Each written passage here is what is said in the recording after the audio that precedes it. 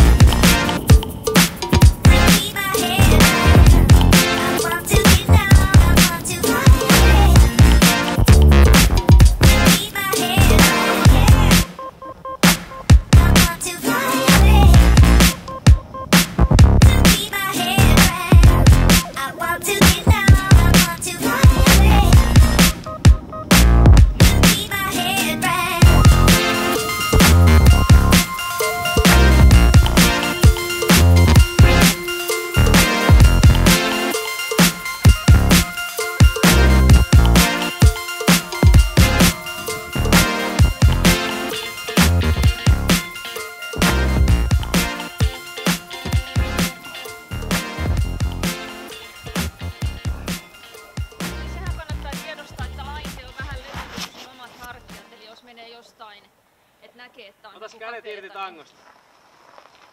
Sit sä voit vähän polvella siirtää tankoa, tiedät se, jos nyt se on epätasainen se paikka, niin joo. Nyt sä saatte käsiä, sä voit niinku polvella työntää sitä, niinku kääntää sitä tankoa. Joo, vettä lähemmäs vaan vähän tankoa. Just noin.